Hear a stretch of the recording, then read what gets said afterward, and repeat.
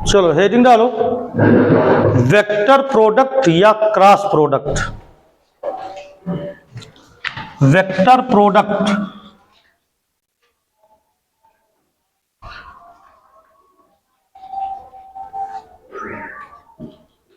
या cross product.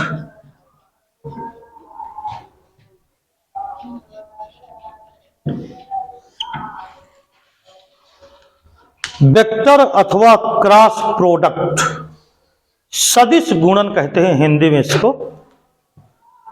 अब सुनो, जब दो सदिशों का आप मल्टीप्लिकेशन करते हो, दो वेक्टर का अगर आप मल्टीप्लिकेशन निकालते हो, गुणा करते हो, तो इसके पहले जो आप पढ़े हो, जैसे एक है वेक्टर ए और दूसरा वेक्टर बी, मान लीजिए ये दो वेक्टर हैं, तो चूंकि ये दोनों सदिश राशियां हैं ना, तो भाई ये नॉर्मल संख्याएं तो है नहीं है, ये तो वेक्टर क्वांटिटी है, तो इनमें तो मैग्नीट्यूड भी होगा और डायरेक्शन होती है। इसलिए इनके गुणा को आप डायरेक्ट नहीं कर सकते हैं कि जैसे आप a इंटू बी कर लेते हो, तो वैसे नहीं कर सकते हो। तो इसलिए दो प्रकार के प्रोडक्ट होते हैं इसके, जिसमें आपने एक पढ़ा था शुरुआत वाला a डॉट बी, आपको याद होगा, और a डॉट बी आपने उसमें लिखा था mod of a mod of b cos theta. इसका नाम स्केलर प्रोडक्ट इसलिए पढ़ा था क्योंकि इसका जो प्रोडक्ट आता है, इसका जो मल्टीप्लिकेशन बाद में निकल के आता है, वो एक अदिश राशि होती है, इसलिए इसका अदिश गुणनफल नाम पड़ा। तो जब हम दो सदिशों का गुणा करें और जो गुणनफल आए अगर वो अदिश राशि आ जाए तो उसको आप स्केलर प्रोडक्ट बोलते हो। लेकिन मान लो मैं ए का बी में मल्टीप्लिकेशन निकाल रहा हूं, ए का बी में गुणा कर रहा हूं, और दोनों सदिश राशियां हैं, और अगर ये बराबर सी वेक्टर आ जाए, अब देखो इसमें कहीं वेक्टर नहीं है क्योंकि मॉड अदिश होता ही है, तो इसका भी मॉड इसका भी मॉड, और ये cos थीटा है, तो ये स्केलर क्वांटिटी आई, इसलिए डॉट प्रोडक्ट इसका नाम पड़ा, स्केलर प्रोडक्ट इसका नाम पड़ा। लेकिन अगर मैं ए और बी इसका गुणा इस प्रकार करूं कि जो क्वांटिटी आए निकल के वो वेक्टर आ जाए, तो हम इसे कहते हैं क्रॉस प्रोडक्ट, और ये क्रॉस का चिन्ह लगा दो तो नाम हो गया क्रॉस प्रोडक्ट या वेक्टर प्रोडक्ट भी इसको कहते हैं, क्योंकि इसका जो गुणनफल आता है वो कैसी राशि आती है, वेक्टर आती है। अब वेक्टर राशि में दो चीजें होती हैं, मैग्नीट्यूड भी होता है और डायरेक्शन भी होती है। तो इसका मतलब है कि जब आप वेक्टर प्रोडक्ट किसी का निकालोगे तो उसमें वेक्टर क्वांटिटी जो आएगी उसमें मैग्नीट्यूड भी मिलेगा और डायरेक्शन भी मिलेगी। अब जैसे मान लो इसे तुमने वेक्टर ए से निरूपित किया और इसे तुमने वेक्टर बी से निरूपित किया, और इनके बीच में जो एंगल बना वो थीटा बना। तो आपको ध्यान होगा जब आप ए डॉट बी किए थे तो आपने कहा था ए बी cos थीटा। अब ये ए बी है mod of A vector A और बी है मॉड ऑफ वेक्टर बी। यहां पर डायरेक्शन से कोई मतलब नहीं था, तो आपने सीधे इसको मैग्नीट्यूड में निकाल के धर दिया, कह दिया ए बी cos थीटा आ गया। लेकिन वहां मैंने तुमसे बताया था कि दो वेक्टर के बीच में एंगल अगर आप ले रहे हो तो उन वेक्टर्स की देखो दिशा क्या है, दोनों का टेल एक जगह पे मिलना चाहिए। जैसे ये इधर जा रहा है, ये इधर जा रहा है, इनका टेल आपका ओ पे मिला, ये वेक्टर ए है और ये वेक्टर बी है। तो ए क्रॉस बी को कहा गया है कि जो ए क्रॉस बी की वैल्यू होती है वो होती है mod of A mod of B और साइन थीटा। इसमें ए बी cos थीटा होता है, इसमें होता है ए बी साइन थीटा। फर्क इतना होता है कि इसमें ए बी cos थीटा के बाद आप रुक जाते हो क्योंकि ये स्केलर क्वांटिटी है, मगर ये आपका आता है वेक्टर क्वांटिटी। तो अभी तो मैंने स्केलर ही लिखा है, वेक्टर अभी किसी भी उससे हम कह नहीं सकते कि वेक्टर है ये, क्योंकि इसमें कोई दिशा पर निर्धारित अभी नहीं है। तो इसकी दिशा को निरूपित करने के लिए हम एन कैप लगा देते हैं। जो एन कैप है वो ए क्रॉस बी की दिशा को निरूपित करता है, और ये जो n क्रॉस वो सॉरी n कैप है ना, ये a तथा b के प्लेन पर वेक्टर a तथा वेक्टर b के तल पर लंब होता है। अब इसकी डायरेक्शन को दाहिने हाथ के नियम से आप समझ सकते हो, मैं भी दिखाता हूं दाहिने हाथ का नियम से। ये तो अब ए बी साइन थीटा, तो इसका मैग्नीट्यूड होगा, यानी जो वैल्यू है, ये वैल्यू है इसकी आ गई, ये वैल्यू है ये, और ये इसकी किसको व्यक्त कर रहा है, डायरेक्शन को। अब इसकी डायरेक्शन कैसे निर्धारित करते हैं, देखो जैसे ये मैं आपके एक बुक ले रहा हूं, यहां पर ये बुक है, तो ये एक प्लेन मिला आपको, प्लेन मिल गया, ये बोलो इस प्लेन पर ये मान लो वेक्टर ए है और ये वेक्टर बी है, ये और बीच में एंगल कितना बना, थीटा, ऐसे ये वेक्टर ए हो गया और ये वेक्टर बी हो गया, बीच में एंगल कितना बना, थीटा। तो जिस प्लेन पर ए बी है उस प्लेन के तल पर जो दिशा होती है इनकी क्या होती है, वो परपेंडिकुलर होती है, लंब होती है, अर्थात जो इनकी डायरेक्शन होगी वो जिस तल पर ये स्थित होते हैं, कौन कौन, वेक्टर ए और वेक्टर बी, उस तल के क्या होती है, लंबवत होती है। एक हिसाब से अगर देखा जाए ना, तो जो एन कैप है ना, ये डायरेक्शन को दिखाता है, तो एन कैप ये परपेंडिकुलर ए वेक्टर पर भी होता है और यही N cap perpendicular B vector पर भी होता है, क्योंकि तल पे तो दोनों हैं, तल पे तो ए भी है और तल पे कौन है, बी है। अब देखो जो राइट हैंड सिस्टम इसका बनाया गया, दाहिने हाथ का नियम, वो इस तरह है कि जैसे मान लीजिए ये आपका यहां पर वेक्टर ये ए है और ये वेक्टर बी है, एंगल मैंने लिया है ए से किधर की ओर, बी की ओर। तो अगर मैं यहां ऐसे हाथ रख दूं ऐसे और यूं घुमाऊं, देखो जरा ये हाथ है ऐसे, और मैं इसको यूं घुमाऊं यूं, तो बताओ ये ए से मैं किधर जा रहा हूं, बी की ओर, तो ये अंगूठा किधर जा रहा है, बाहर की ओर, यानी ये आपका, ऐसे मैं यहां पे दिखा देता हूं, ये वेक्टर ए को प्रकट किया, ये वेक्टर बी को व्यक्त किया, और जो इसकी डायरेक्शन है वो एन कैप है, ये है एन कैप। तो अगर मैं ए से बी की ओर जाता हूं ऐसे, ये ऐसे गया मैं, तो ये डायरेक्शन बाहर की ओर, या यूं मैं कर दूं, तो अगर ऐसे मैं गया तो डायरेक्शन ऊपर की ओर। अब ये तल पे लंबवत है ना, तो अगर तल को आपने कहा ये तल इस प्रकार है, तो इस पे लंब ये है, नहीं समझे आप, ये तल ऐसे दिखाया मैंने, ये वेक्टर ए हो गया और ये वेक्टर बी हो गया इधर ऐसे। तो अगर मैं यूं जाऊंगा तो बताओ मेरा अंगूठा ऐसे गया मैं, तो अंगूठा किधर गया, बाहर की ओर, और ये बाहर की ओर प्रदर्शित कर रहा है, ये तल पे लंब है। लेकिन अगर मैं डायरेक्शन को, अच्छा ये ए क्रॉस बी है, जब मैं ए से बी की ओर जाऊंगा तो वो ए क्रॉस बी बोला जाएगा, ए का किसके साथ क्रॉस, तब मैं इसको ऐसे बोलूंगा कि vector A cross vector B बराबर mod of A mod of B sine theta into कितना, एन कैप, ये क्रॉस बी हो गया। ये डायरेक्शन ए बी के तल पर क्या है, लंब है, लेकिन ए बी के तल पे लंब दो हो सकते हैं, एक लंब अगर आपको ऊपर हो सकता है तो एक कहां हो सकता है, नीचे। अब ये आपके पास ये तल है, इस पे लंब एक अगर आपने कहा ये है, तो एक तो ये भी लंब भी तो हो सकता है, इधर भी तो हो सकता है।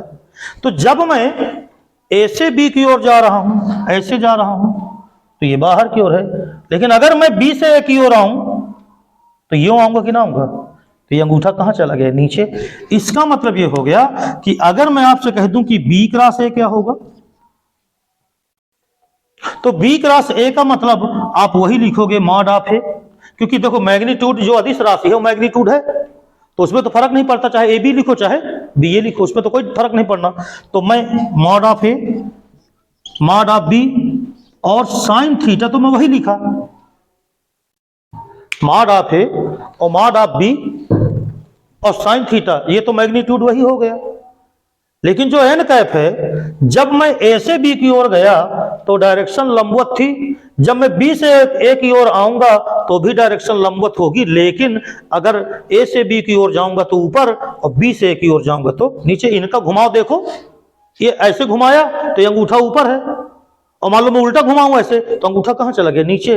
इसका मतलब ये एन कैप रहेगा तो डायरेक्शन को, अरे भैया कैप सदो किसको दिखाता है? डायरेक्शन को, क्योंकि उसकी मैग्नीट्यूड तो वन ही होती है, तो इसलिए एन कैप डायरेक्शन को दिखाएगा तो, लेकिन चूंकि डायरेक्शन जस्ट अपोजिट हो गई इसलिए यहां क्या लग जाएगा? माइनस। इसलिए हम कहते हैं कि जो ए क्रॉस बी होता है वो बराबर होता है माइनस बी क्रॉस ए, क्योंकि ए क्रॉस बी में हम ए से बी की ओर जाएंगे तो परपेंडिकुलर तो होगा, एन कैप जो होगा वो परपेंडिकुलर तो होगा। बी क्रॉस ए में जाएंगे तो भी इसकी जो दिशा होगी वो ए बी के तल पे परपेंडिकुलर तो होगी, लेकिन यहां पर परपेंडिकुलर अगर ऊपर है तो यहां नीचे हो जाएगी, और अगर यहां नीचे है तो यहां ऊपर हो जाएगी। राइट है ना? तो इस प्रकार ए क्रॉस बी बराबर होता है mod of A mod of B sine theta. N cap, ज्यादा एन कैप के चक्कर में ना पड़ो, बस एन कैप को ये मानो कि दिशा दिखा रहा है और जो ए और बी के तल पर क्या है? लंब है, बस। बट इसका जो मैग्नीट्यूड होगा वो होता है ए बी साइन थीटा, चाहे नीचे देखो और चाहे कहां देखो? ऊपर। बोलो समझ में आ गया? तो बस एक क्रॉस बी इतना नोट कर लो आप। इसका ज्यामितीय निरूपण क्या है वो लिख लो। Geometrical interpretation, geometrical interpretation of vector product, सदिश गुणनफल का ज्यामितीय व्याख्या। ज्यामितीय व्याख्या क्या है? देखो,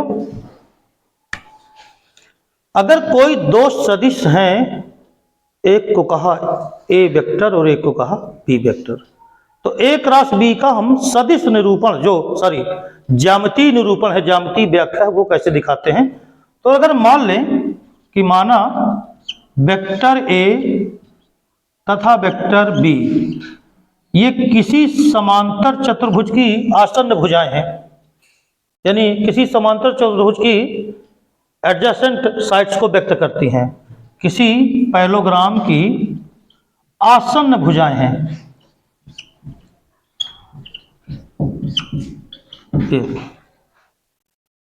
तो इसको निरूपित करें। ये पैलोग्राम है, मान लीजिए ऐसे ये बनाया ए बी सी डी, इसके बीच में एंगल क्या मान लिया? थीटा। ए बी वेक्टर को मैंने वेक्टर ए से कहा और इसको वेक्टर किससे कहा? बी से। तो ये एक तल हो गया समांतर चतुर्भुज। और ए क्रॉस बी की अगर बात करें तो ए क्रॉस बी बराबर क्या होगा? Mod of A mod of B sine theta N cap, यानी इसकी डायरेक्शन को दिखाना है। तो जो एन कैप होगा वो ए बी के तल पर परपेंडिकुलर डालना होगा, तो परपेंडिकुलर डाल देते हैं।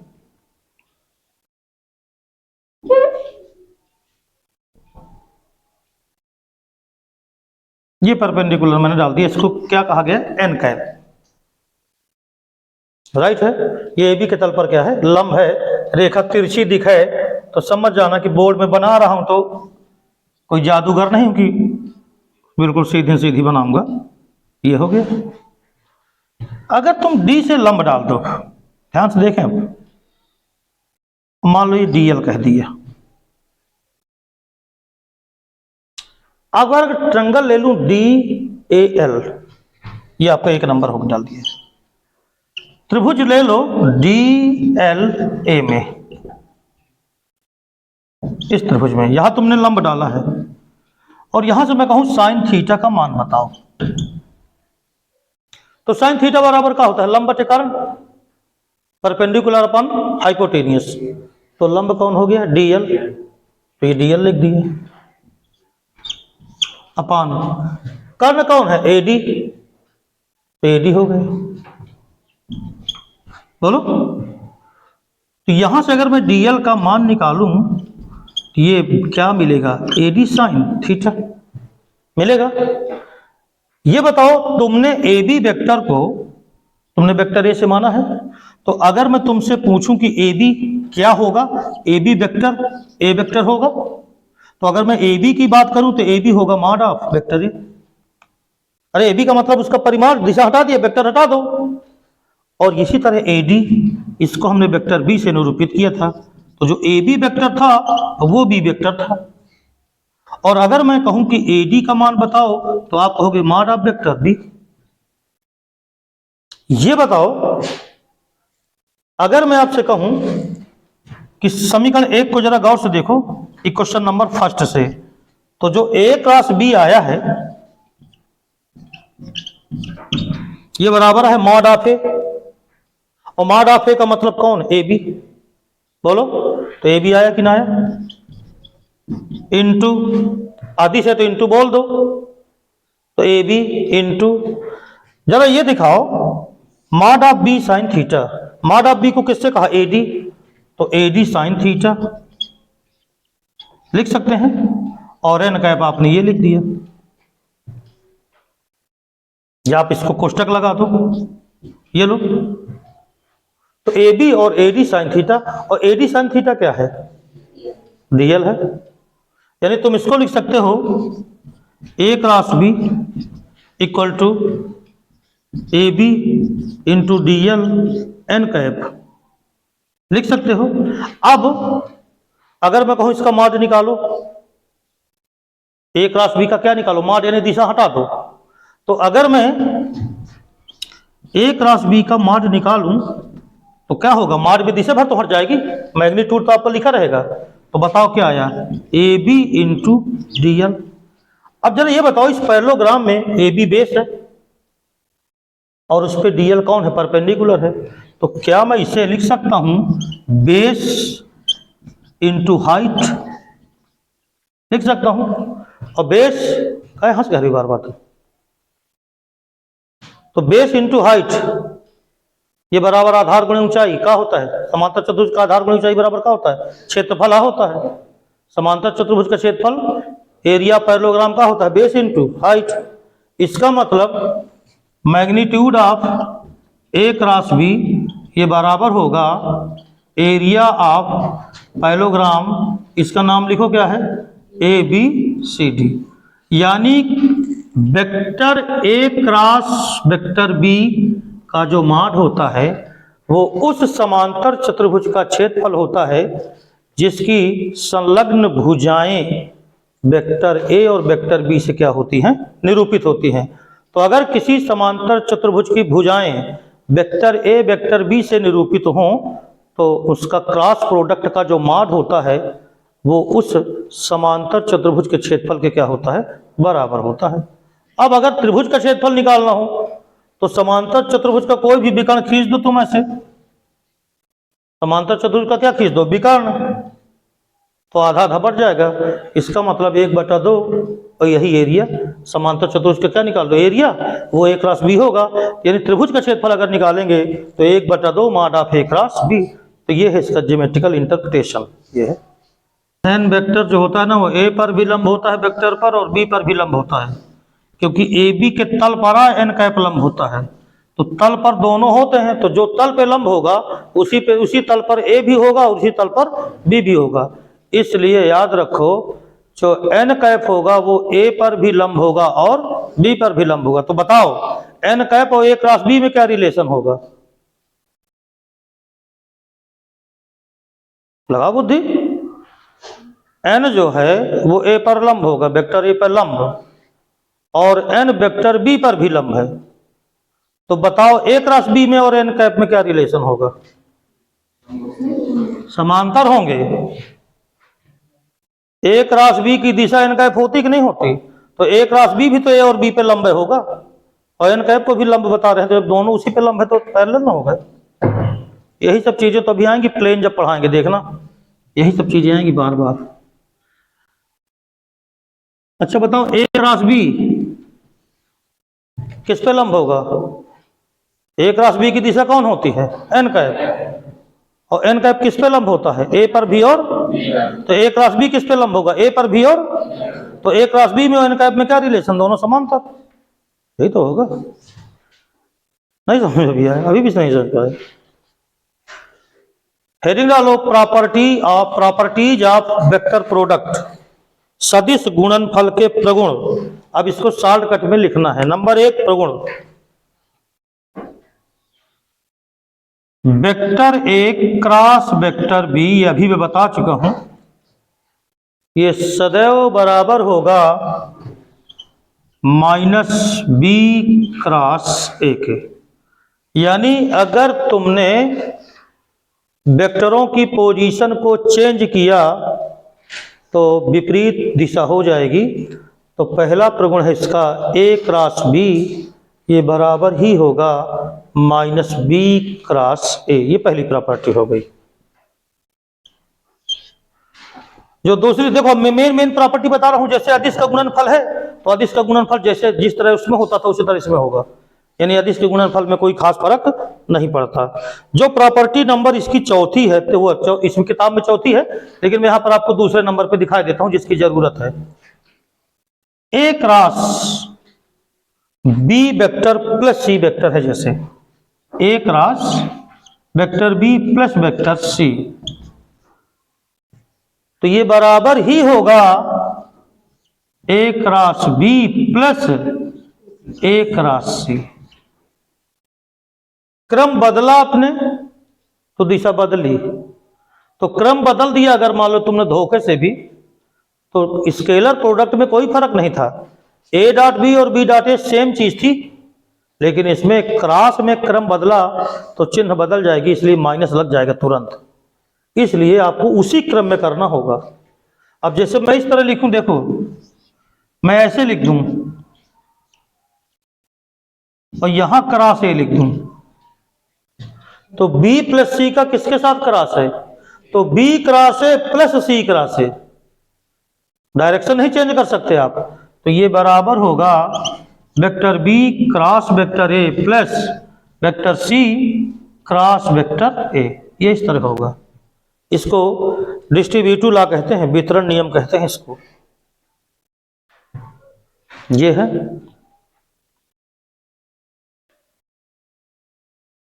फिर चौथा नंबर है, अब इधर देखो, आई कैप क्रॉस जे कैप क्या होगा ये देखना है। ये देखो जरा यहां पर आई कैप के बाद कौन आता है? जे कैप, जे कैप के बाद कौन आएगा? के। राइट हैंड सिस्टम से लेते हैं अगर, तो जब आई क्रॉस जे करोगे तो उसके बाद आपको कौन मिला? के। अब ये के कैप क्यों हुआ जरा सुनो।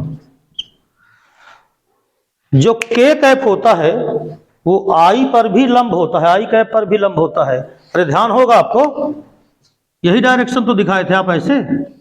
इसको आपने क्या कहा था? आई कैप। इसको तुमने क्या कहा था? जे कैप। और इसको तुमने क्या कहा था? के कैप। तो बताओ ये तीनों परस्पर लंब होते हैं कि नहीं होते? तो आई क्रॉस जब तुमने जे किया तो यूं तुम चले, तो आई क्रॉस जब तुमने जे किया तो इसकी दिशा इन दोनों पर लंब होगी कि ना होगी? और आई पर और जे पर इन दोनों पे कौन लंब होता है? के कैप। होता कि नहीं होता? इसका मतलब ये हो गया ये के कैप होगा। अब ये क्यों ऐसा होगा?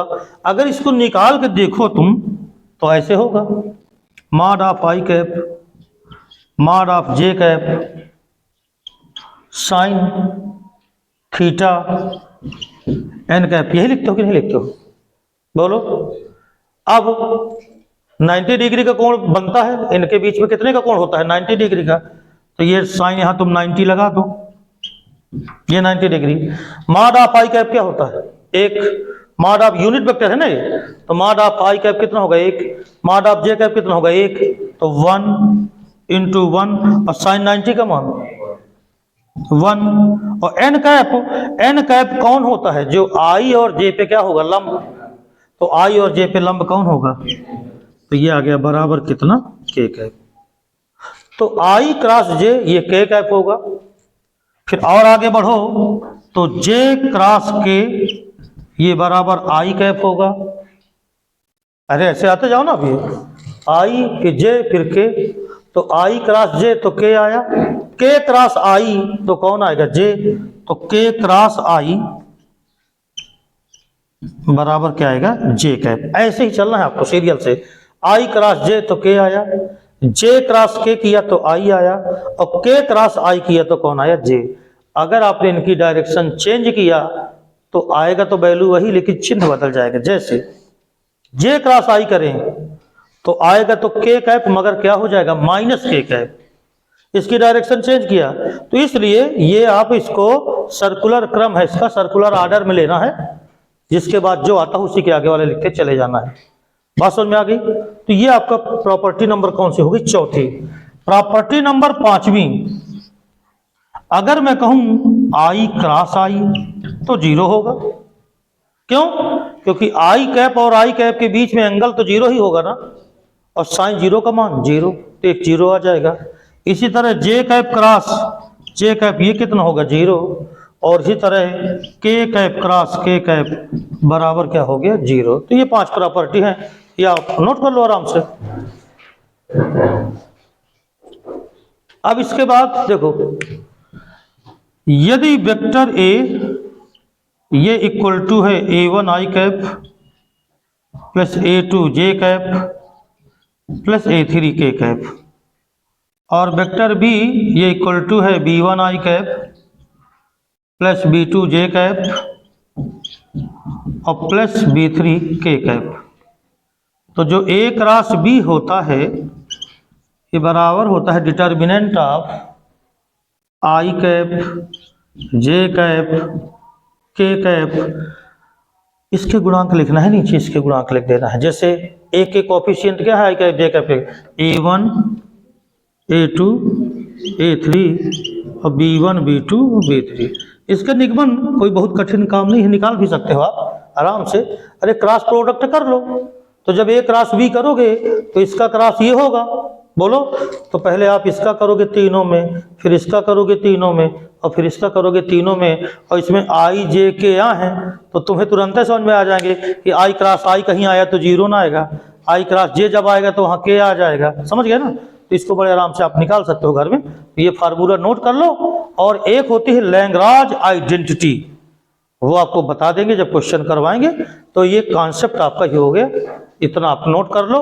और लैग्रांज आइडेंटिटी मैं लिखा देता हूँ, प्रूफ करके आपको कर लेना है, कोई इतना कठिन काम नहीं है। लैग्रांज आइडेंटिटी है क्या, देखो लैग्रांज आइडेंटिटी ये है मॉड ऑफ, देखिए मैं दिखाता हूँ कहीं लिखी होगी, हाँ जी, mod of A cross B का होल स्क्वायर ये बराबर होता है mod of A square into mod of vector B square minus A dot B vector का होल स्क्वायर। ये होती है, इसको हम बड़े आराम से कर सकते हैं। अभी मैं करके चाहूँ तो तुम्हें दिखा सकता हूँ, 2 लाइन का काम है। माइनस नहीं बल्कि यहाँ प्लस होता है, ये प्लस होता है, हाँ नहीं माइनस ही होता है, किताबें में गलत छपा लगता है, माइनस ये होता है। करके दिखाऊं इसको, इसकी आइडेंटिटी दिखाऊं, देखना एक लाइन में हो जाएगी।